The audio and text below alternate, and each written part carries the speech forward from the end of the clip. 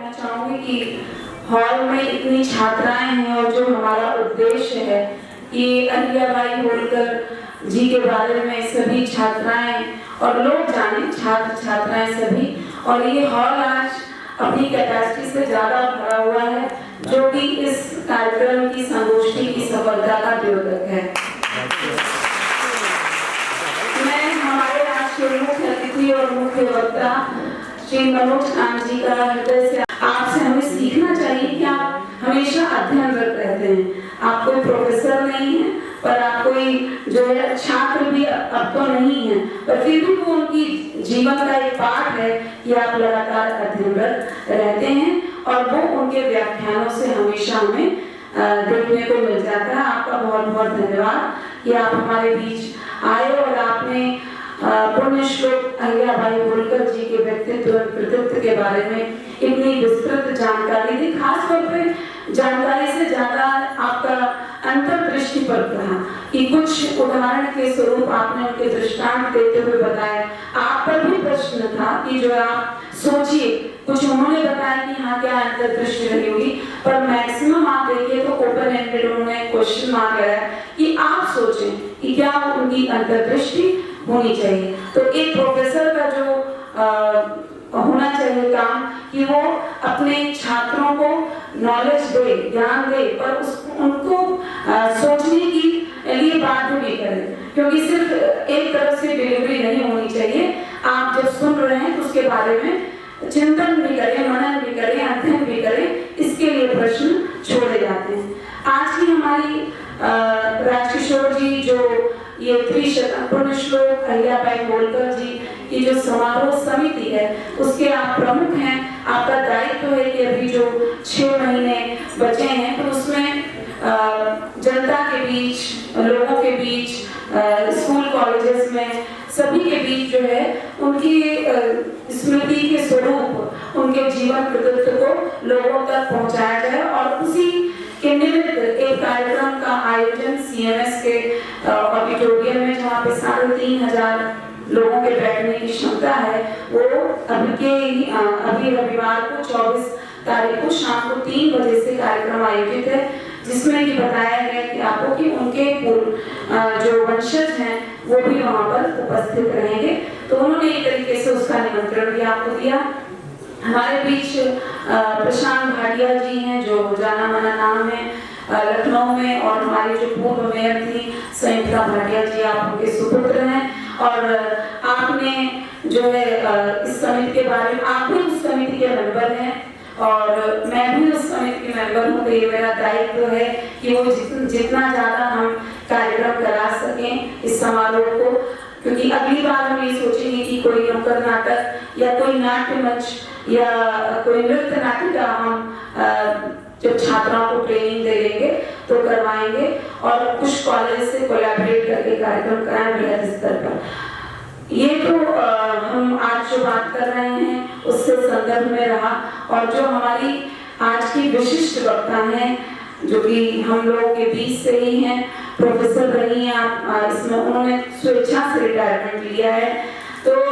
आज उनके जो व्याख्यान आपने सुना PPT के माध्यम से, मुझे लगा कि अहिल्याबाई जी पर बात करने के लिए PPT का क्या यूज होगा। मैंने पूछा कल सुषमा जी से, तो उन्होंने बताया कि नहीं, वो बहुत वेल रिसर्च पेपर प्रस्तुत करेंगी और आपका व्याख्यान बहुत ही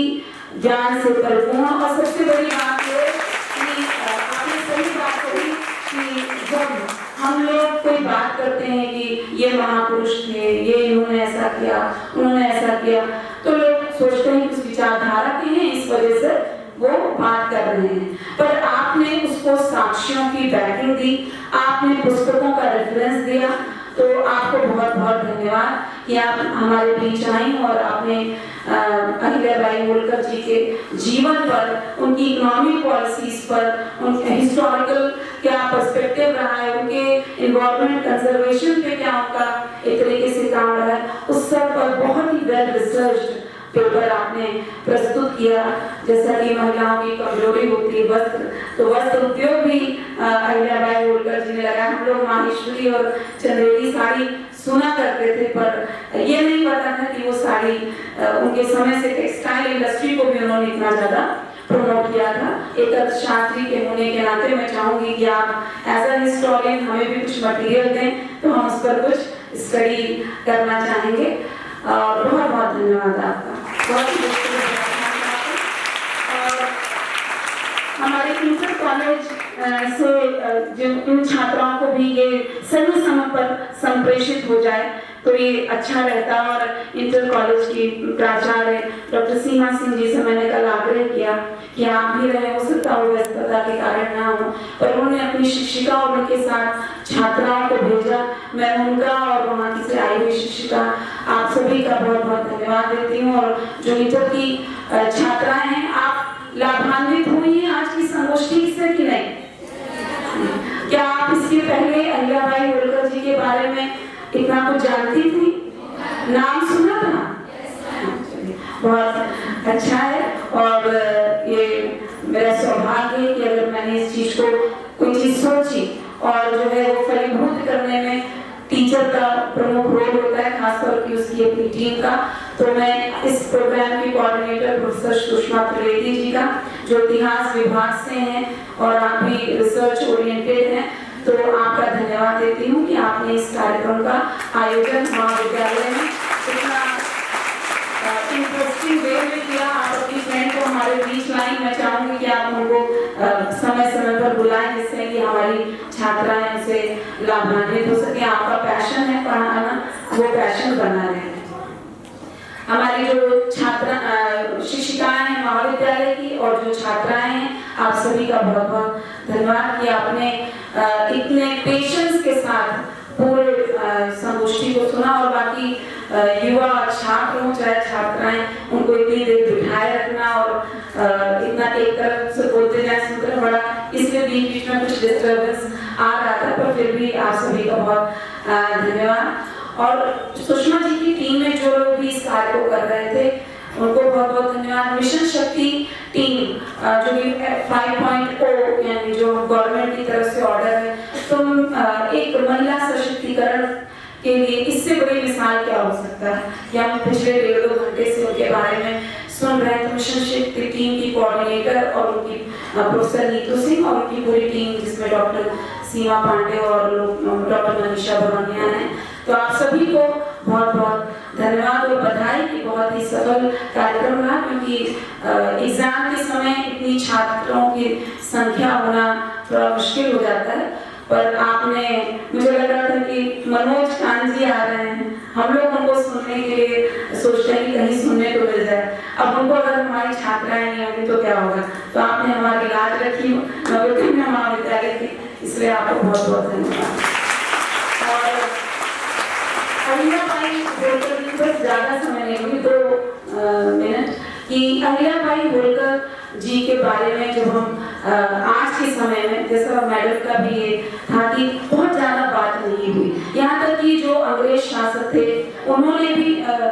हिस्टोरियंस थे, सॉरी, उन्होंने भी इनके बारे में स्टडी की, फिर भी वो हम तक वो चीज नहीं पहुंच पाई। तो इसका मतलब उसके पीछे कुछ ना कुछ ऐसी मंशाएं रही और उन्हीं मंशाओं को तोड़ना हमारी वर्तमान सरकार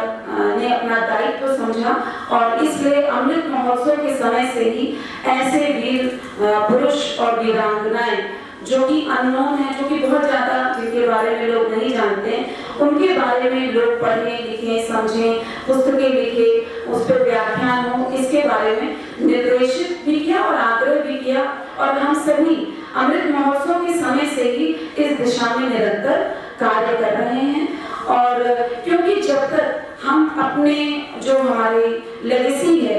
जो उसके बारे में जब तक हम गर्व नहीं महसूस करेंगे, तब तक हम हमेशा वेस्टर्न आइडियोलॉजी से ही प्रभावित होंगे और हमें लगेगा कि जो पाश्चात्य संस्कृति में है, जो उनके आविष्कार हैं, जो उन्होंने बना दिया, वही सब कुछ है। आज का पुल गिर जाता होगा क्योंकि वो भ्रष्टाचार की बलि चढ़ जाता है। पर आप सोचिए, अहिल्याबाई होलकर जी के समय मुझे लगता है कि डॉक्टर जो भी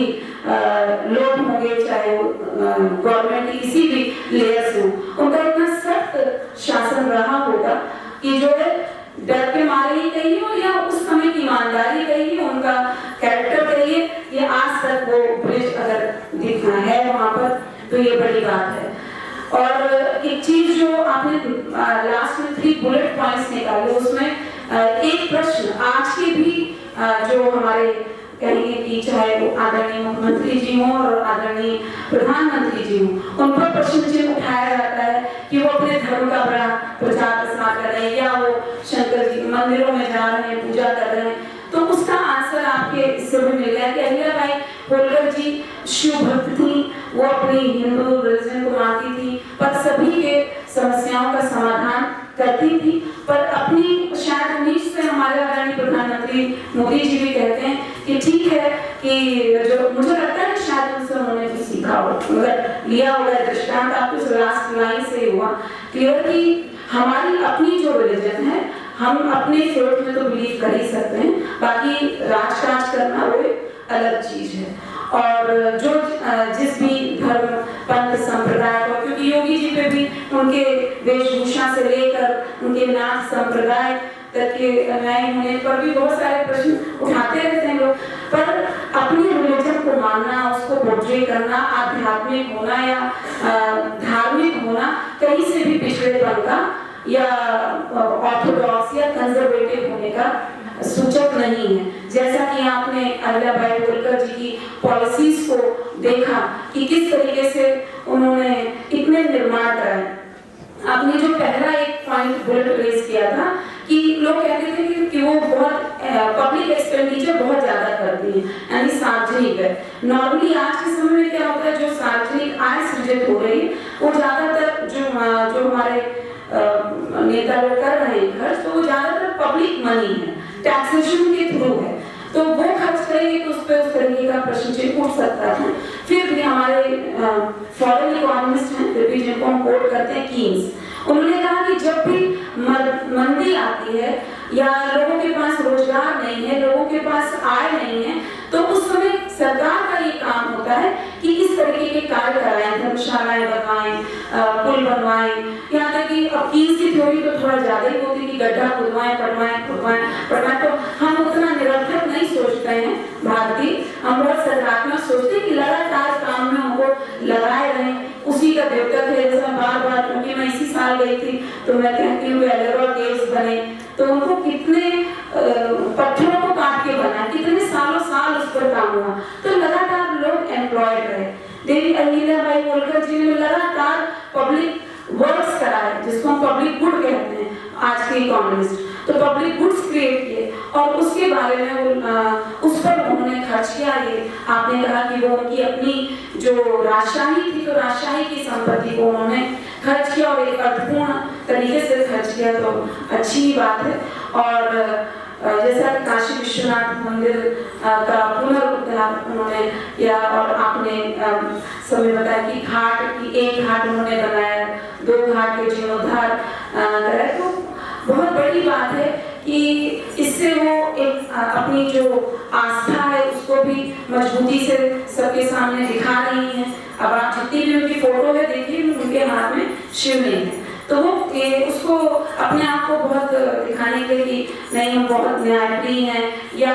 हम बहुत मतलब जस्ट क्या कहते हैं कि हम कहेंगे कि ये दिखाने के लिए कि हम धार्मिक नहीं है और ऑर्थोडॉक्स नहीं है, और सेकुलर भी दिखाने के लिए कि हम बहुत सेकुलर हैं, तो वो पोर्ट्रे ना करें, ऐसा नहीं है। वो अपने धर्म की वाहक